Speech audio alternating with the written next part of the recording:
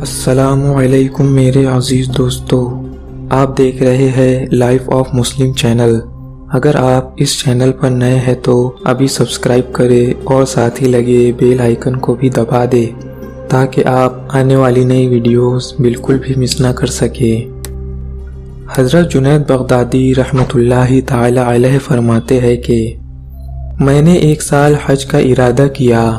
جب اونٹنی پر سوار ہوا تو اس کا رخ کعبہ شریف کی طرف ہی تھا، لیکن جب میں نے اس کی گردن پر ہاتھ مارا تو وہ قسطنطنیہ کی طرف مڑ گئی۔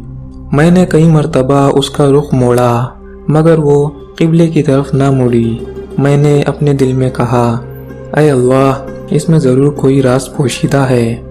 میں نے اس کی مرضی کے مطابق اسے جانے دیا اور اللہ تعالیٰ کی بارگاہ میں عرض کیا، اے اللہ، اگر تو مجھے اپنے گھر نہ جانے دے تو میرے پاس اس کا کوئی حل نہیں، تمام معاملے تیرے ہی پاس ہے۔ فرماتے ہیں کہ اونٹنی تیزی سے چلتی ہوئی قسطنطنیہ میں داخل ہو گئی۔ جب شہر میں داخل ہوا تو دیکھا کہ لوگ فتنہ و فساد میں مبتلا ہے۔ میں نے ایک شخص سے دریافت کیا کہ اس کا سبب کیا ہے تو اس نے بتایا، بادشاہ کی بیٹی کی عقل زائل ہو گئی ہے اور لوگ کوئی ایسا طبیب تلاش کر رہے ہیں جو اس کا علاج کر سکے۔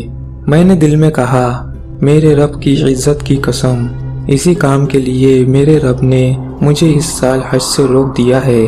میں نے ان لوگوں کو بتایا، میں طبیب ہوں۔ انہوں نے پوچھا، کیا آپ علاج کریں گے؟ میں نے کہا، ہاں انشاءاللہ۔ لوگوں نے میرا ہاتھ پکڑا اور مجھے بادشاہ کے پاس لے گئے۔ اس نے اپنی بیٹی کا علاج میرے ذمے لگا دیا۔ میں نے اللہ سے مدد طلب کی اور کمرے میں داخل ہو گیا۔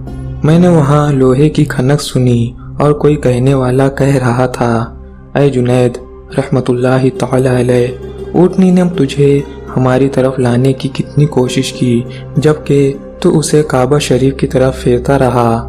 اس کلام سے میری عقل کھو گئی۔ پھر میں اندر داخل ہوا تو ایسی لڑکی دیکھی کہ دیکھنے والوں نے اس سے زیادہ حسین لڑکی نہ دیکھی ہوں گی۔ وہ زنجیروں میں جکڑی ہوئی تھی۔ میں نے اس سے پوچھا، یہ کیسی حالت ہے؟ تو اس نے جواب دیا، اے دلوں کے طبیب، مجھے کوئی ایسا کام بتائیے جس سے میں غم سے نجات پا جاؤں۔ میں نے اس سے کہا، کلمہ پڑھو۔ اس نے بلند آواز سے کلمہ پڑھا تو ہتھکڑیاں اور بیڑیاں کھل گئی۔ جب اس کے باپ نے دیکھا تو کہنے لگا، آپ کتنے اچھے طبیب ہیں اور آپ کی دوا کتنی اچھی ہے، میرا علاج بھی اسی دوا سے کر دیجئے جس سے اس کا علاج کیا ہے۔ تو میں نے کہا، تم بھی کلمہ پڑھو۔ پھر اس کی ماں آئی، وہ بھی دیکھ کر بہت خوش ہوئی اور مسلمان ہو گئی۔ پھر اس شہر میں رہنے والے سب لوگ مسلمان ہو گئے۔